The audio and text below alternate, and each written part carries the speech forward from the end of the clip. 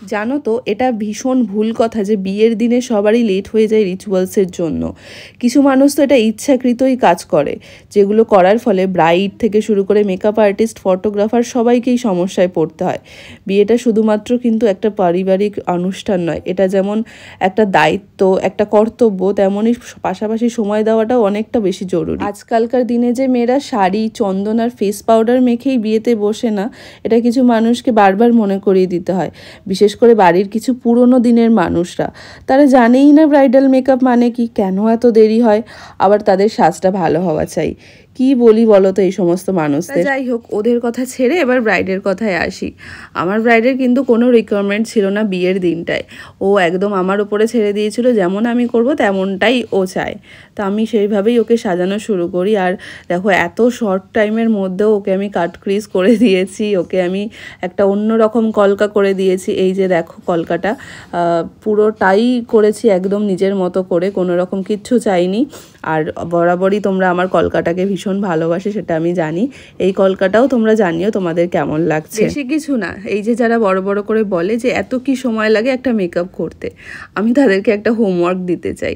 তোমরা একটা কলকা, এরকম বড় একটা গাল কলকা করে দেখিও তো একদিন, দেখবো কতটা কি সময় তোমাদেরকে লাগে। আমি যদিও সব দিকে এক্সপার্ট নই, আমার কলকা করতে একটু সময় লাগে, আর মেকআপটা আমি নিজের মতো করে করি, তাই জন্য সবটা মিলিয়ে বেশ কিছুটা কিন্তু সময় দেওয়া দরকার।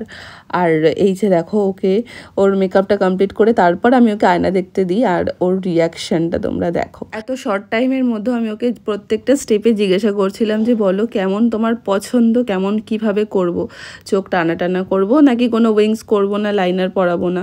তো আমাকে কিছু বলছিল না। আমি বললাম দিদি তুমি একদম তোমার মতো করে করো, আর এই কথাটা ওর শোনো তোমরা। নিশ্চিন্ত মানে চোখ বন্ধ করে সব ক্রিস্টাল দিদির উপর ছেড়ে দাও, খুব ভালো। দিদির হাতে জাদু জাদু বলাটা দিদির হাতে অন্য কিছু আছে যেটা দেখে তোমার মানে নিজেরই একটা মানে বিয়ে না করতে চাইলেও বিয়ে করার ইচ্ছা চলে। এরকমই বলে, জানো না, এটা ভীষণ সত্যি কথা। জানো তো, আমি আজ অবধি যাদেরকে সাজিয়েছি বা যাদেরকে সাজাইনি, তারা এই কথাটা বলতে আমি ভীষণভাবে শুনেছি যে আমার তো বিয়ে হয়ে গেছে, কিন্তু তোমার সাজানো দেখে আমার আবার বিয়ে করতে ইচ্ছে করছে। আবার কেউ কেউ তো এমনটাও বলে যে দিদি এখন অবধি বরই ঠিক হয়নি, কিন্তু আমার ভীষণভাবে তোমার কাছে সাজতে ইচ্ছে করছে।